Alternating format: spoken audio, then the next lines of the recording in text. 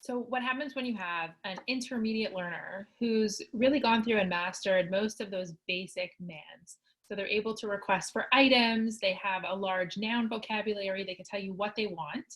And where now? What can we do with them now? How can we expand their requesting or manding vocabulary?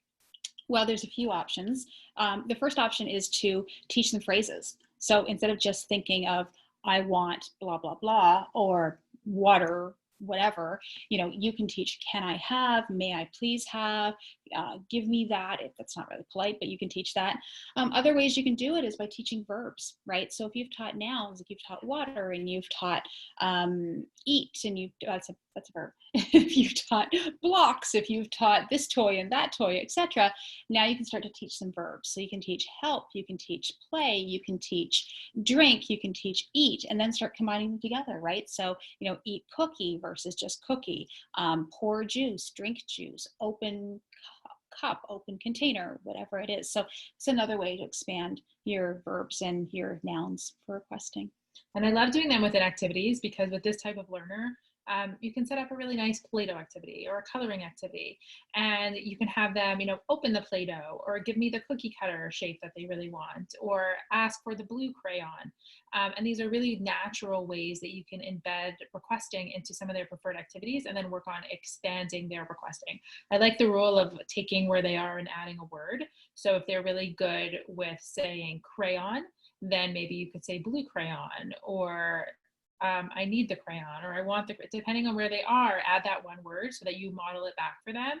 And then they're able to start expanding their vocabulary. So what that would look like is if I were the kid and I were coloring, for instance, and I needed a crayon, Shira's got all the crayons because she's contriving the situation, and I say crayon. So I would say blue crayon. And I would take the blue crayon and go. There's no, I don't need to say blue crayon. She's just modeling it. Now, if I were to say the next time around, if I were to say purple crayon, want purple crayon. So she's always adding a word so that I can hear that extra word. Like I said at the beginning, there's no real demand for me to say that extra word. I'm just hearing it over and over again. So can we broach the subject of just teaching nouns versus verbs and like nouns versus core vocabulary, etc.? Go for it. There are, different debates out there, and which side is right, I'm not sure, but I want to bring them up because, so often I've been taught both ways. So, when I first started, I was always taught to teach those core words. What are core words? It's verbs first. So teach want, more, open, go, up. Yeah, and that's what, I was taught to do. And what happens then is that negative behavior is reduced pretty significantly right from the beginning, because if a kiddo says want, they can have whatever they want. So they're learning that their words mean something and their words can get them something versus their behavior. And most of the frustration is gone, etc. Problem is, if you teach want, if you teach open, if you teach more, you've taught 3 requests, okay? If you teach nouns, then you can teach cookie, you can teach ball, you can teach book, you can teach blocks, you can teach this, you can teach that, you can teach this. So, looking at nouns, which is very much a VB approach, is you can teach 100 different things because that motivation is there.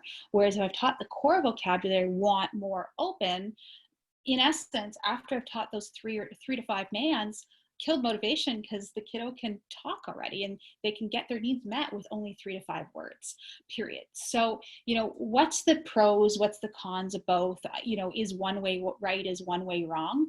I think it really does depend on your learner, right? So if you've got a learner who's engaging in high rates of negative behavior because they're frustrated that they can't talk, I would probably skip right to that core vocabulary, because it's like, just teach them a few words, get them to talk, and we'll teach the rest later.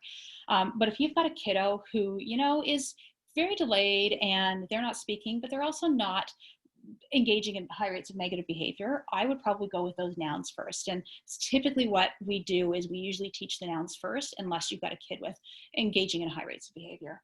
Yeah, the nouns will get them further if they can tolerate it. And then you could introduce the core words later on, is usually the approach that we take. Because again, if they've learned more and then you don't even know what they want more of, like, you're just going to get more behavior in that case also. So it really does depend, but keep them both in mind when working with those requesting skills.